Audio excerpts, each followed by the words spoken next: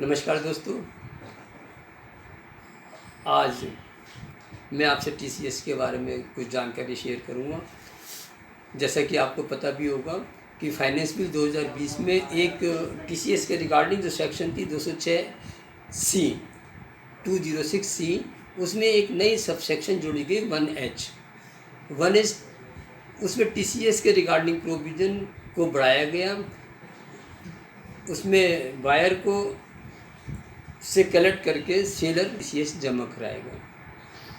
Seller की definition यहाँ पर जो सेलर जो रेस्पॉन्सिबल है टीसीएस काटने के लिए, वो सेलर जो गुड्स सेल करते हैं और पिछले फाइनेंशियल ईयर में यानी कि फाइनेंशियल ईयर 19-20 में उनकी टर्नओवर यदि 10 करोड़ से अधिक रही है, 10 करोड़ से ज़्यादा एक्सीड रही है, उन्हीं के ऊपर 206(1)H के प्रोविजंस लागू होंगे। सेलर की डेफिनेशन में वही लोग आएंगे।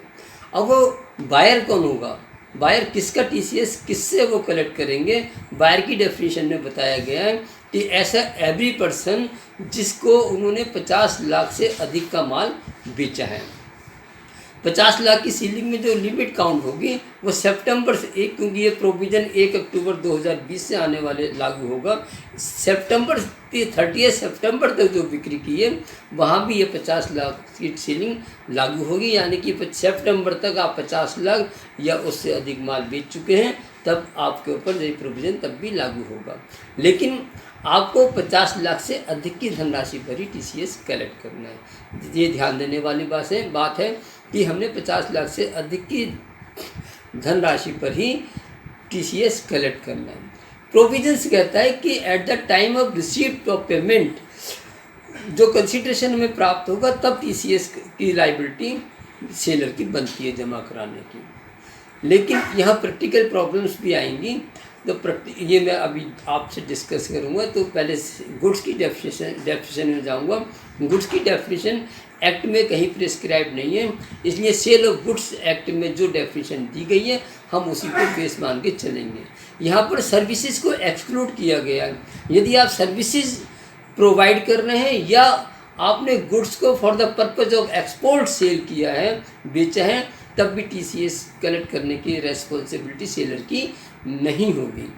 अब प्रोविजंस किस तरह से लागू होगा थोड़ा सा डिटेल में मैं बताऊंगा कि 2 क्वेश्चन उठते हैं। क्या नंबर 1 तो क्या सेल जो बेसिक वैल्यू हमारी गुड्स की होगी उसमें जो टीडीएस की धनराशि होगी, क्या टीडीएस की वो जीएसटी की धनराशि होगी, क्या जीएसटी की धनराशि पर ये टीसीएस चार्ज होगा कि नहीं होगा।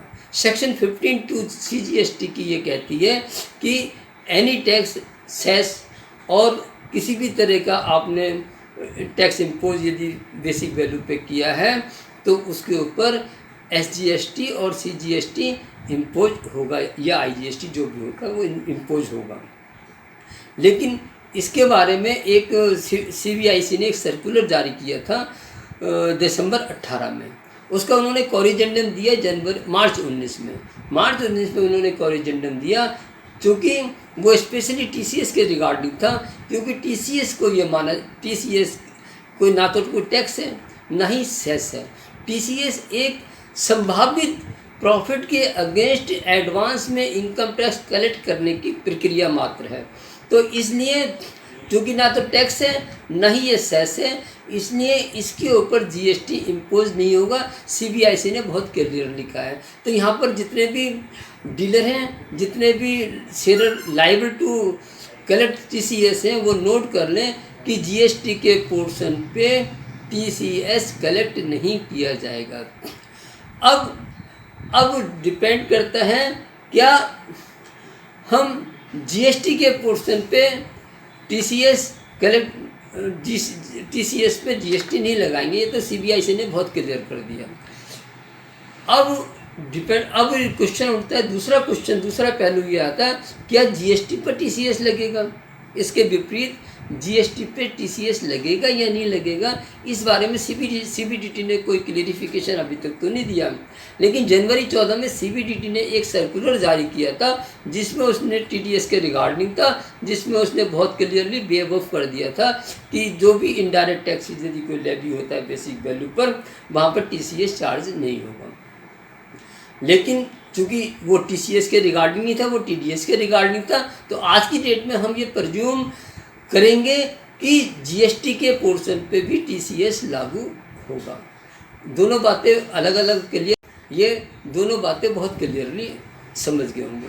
अब टीसीएस कलेक्ट करके हमने बिल्कुल टीडीएस की तरह ही फॉर्म 281 में, चालान संख्या 281 में हमने within 7 days of the month हमने जमा करना है। और रिटर्न जो क्वार्टरली रिटर्न हम इसकी फाइल करेंगे, क्वार्टरली रिटर्न जो फाइल होगी क्वार्टर एंडिंग होने के 15 दिन के अंदर हमने क्वार्टर के रिटर्न फाइल करनी होगी फॉर्म 27 EQ में।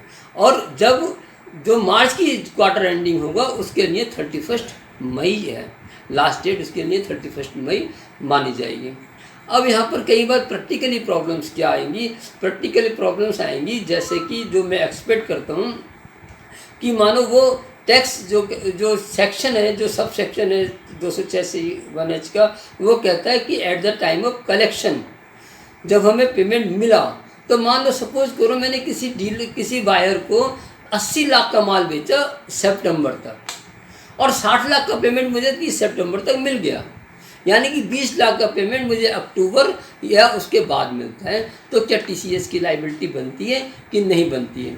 क्योंकि जो भी प्रोफेशनल है वो सेफर साइड एडवाइस देना पसंद करता है, और मैं भी आपको यही एडवाइस देना चाहूँगा कि यदि ऐसी कोई सिचुएशन आपके समक्ष आती है, यानी कि आपने 50 लाख से ऊपर का माल बेच चुके हैं सितंबर से पहले, लेकिन आपको जो पेमेंट मिला है वो पूरा नहीं मिला सितंबर, और सितंबर के बाद जो पेमेंट मिल रहा है उस पर भी टीसीएस की लायबिलिटी आप जमा करा दीजिएगा तो बेटर रहेगा।